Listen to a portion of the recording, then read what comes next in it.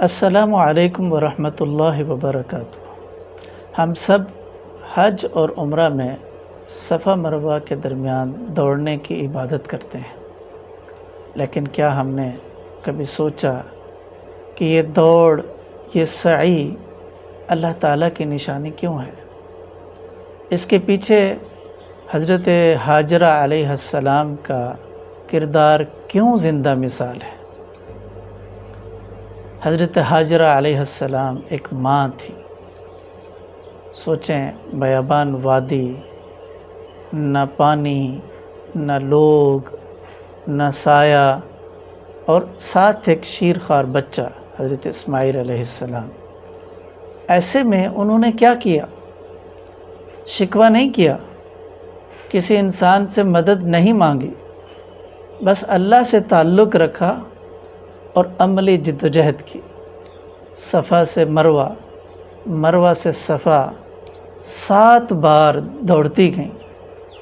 یہ یقین کی دوڑ تھی، اور جب انسانی بس کی حد پوری ہوئی تو اللہ تعالیٰ نے زمین کے اندر سے زمزم کا چشمہ نکال دیا۔